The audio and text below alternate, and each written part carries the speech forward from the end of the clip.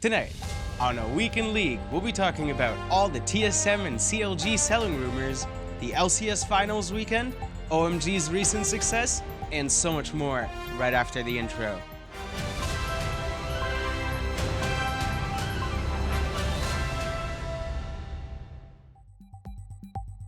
Welcome to A Week in League, where we cover League of Legends esports all around the globe from all 4 major regions. I'm your host Slomar, and let's just get right into the news. As usual, timestamps and links will be in the description, and while you're down there, don't forget to smash that like and subscribe button. Thanks.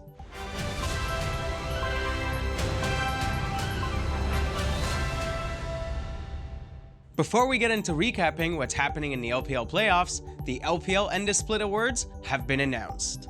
The LPL MVP is exactly what we predicted last week, and it's LNG's mid laner, Scout. EDG's AD carry, Leave, wins the Rookie of the Split award. And the first pro all team is 369, JJ, Scout, Ruler, and Mako. With that out of the way, we've officially wrapped up the LPL regular season coverage. Now back to playoffs. The LPL playoffs started last week, and oh my god, it always delivers. The OMG pun was totally intended there. And while we're on the topic of OMG last week, let's talk about the OMG side of the bracket. OMG's managing to keep their dreams alive on this wild playoff run, with their mid laner Cream stepping up and even winning against LNG's Scout. Cream has been a potential weakness for his team all split long, so it's nice to see him finally stepping up, especially to the league's MVP in Scout. OMG's rookie top laner Shanji has been popping off all split long, and this playoffs are no different. Personally, I can't wait to see what OMG's got left in the tank, but I doubt they'll be able to take EDG down. Anyways, the other side of the bracket had a similar story, with the round 2 team, RNG, making a deep run and going up against JDG this upcoming week. Again, similar to the OMG angle, I don't think RNG can make it much further than here, but who knows? I think the series has a real chance to be a quick 3-0 or a 5-game banger. It can really go either way. Anyways, you know what time it is. Time for Game of the Week. And this week, it's the OMG versus LNG series. Everybody on OMG, especially Cream, had a stellar series. And this series really shows why OMG has the potential to make it far this tournament. There are more playoff series happening this week, and the finals takes place on April 15th. Next week, we can take a look at the 2 finalists and recap their entire split journey. So make sure you come back for our continued coverage.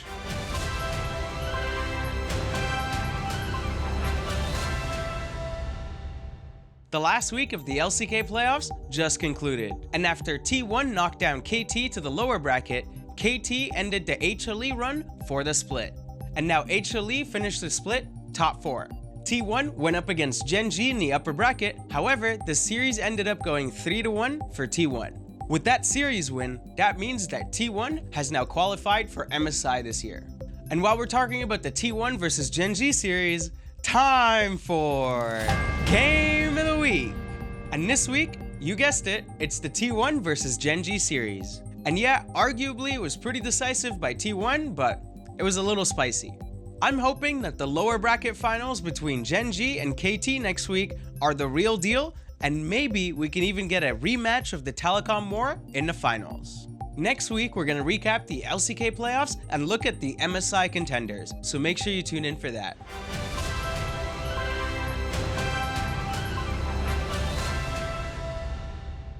Yeah, the LEC was on a break this week, so there isn't much for us to talk about here. The LEC group stage starts on April 8th, so make sure you come back next week for our continued coverage.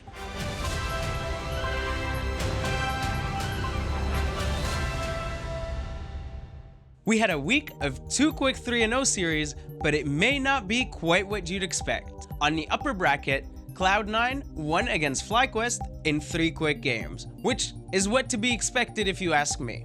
Probably wouldn't have expected C9 winning in a quick 3-0, but C9 winning nonetheless. And with Cloud9 winning the series, that means that they've qualified for MSI. Anyways, in the lower bracket, Golden Guardians wins against EG in a quick 3-0, demonstrating some great drafts and continuing the impressive performances into playoffs. Golden Guardians had that win streak in the middle of the split, but they have since kind of fumbled the way into the end of the split, but somehow still made it to playoffs. And now, once we're in playoffs, they have really turned it up a notch. This is the highest the organization has ever placed in its history, and they have the potential to get to the finals. So let's see if Golden Guardians can make it to the finals. You know what time it is? Time for Game of the Week! And this week, it's the Golden Guardians versus the EG series. Golden Guardians had impressive drafts all around, and EG arguably kind of walked into these traps. Either way, with Golden Guardians winning 3 clean games, it's definitely worth a watch. This upcoming weekend is the LCS Finals weekend. We have the lower bracket finals with Golden Guardians versus FlyQuest, and Cloud9 goes up against whoever wins on Sunday. Regardless of who makes it out, it's gonna make for a hype finals. But I'm rooting for Golden Guardians. Let me know in the comments below who you're rooting for.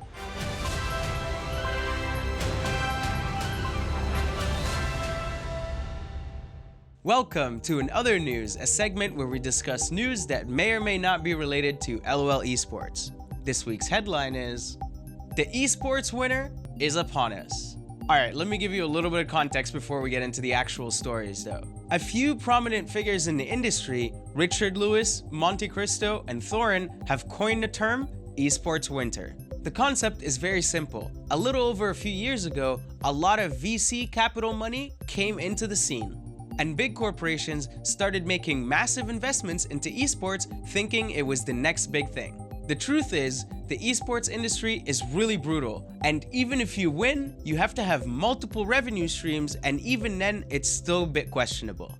This situation's been going on for a while, and talks of this VC money running dry have been going on for a couple years now. However, around the same time those talks started happening, the crypto boom came along. And boom, everybody had a crypto sponsor. Shouts out to TSM FTX or whatever. But then the crypto market crashed, and all this money is no longer in the esports scene. With other economical factors at play, this has made it so the VCs also still want to get out.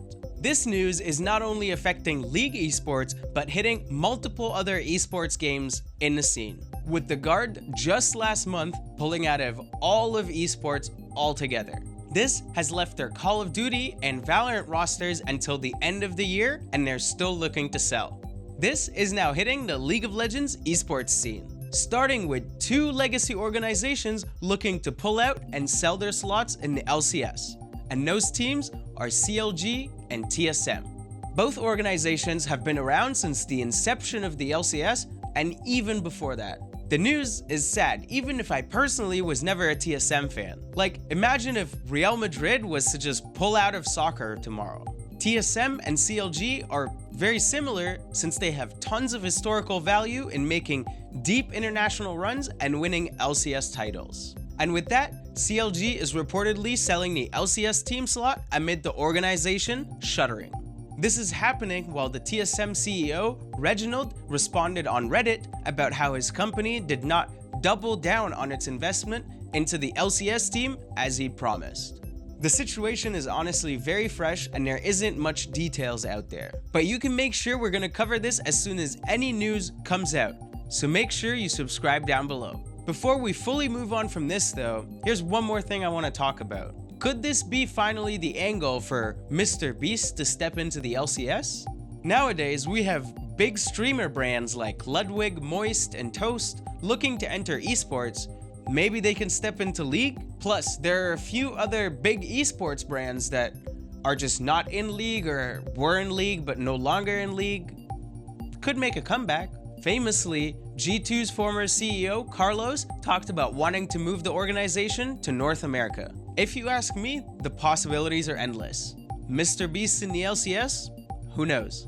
In related news, TSM parts ways with its veteran top laner, Solo. The news goes out hours after the TSM Slot news comes out. Not much else to add here. I hope Solo can find a team, and RIP TSM. Okay, I swear we're done with the TSM stories. However, this one may be TSM adjacent.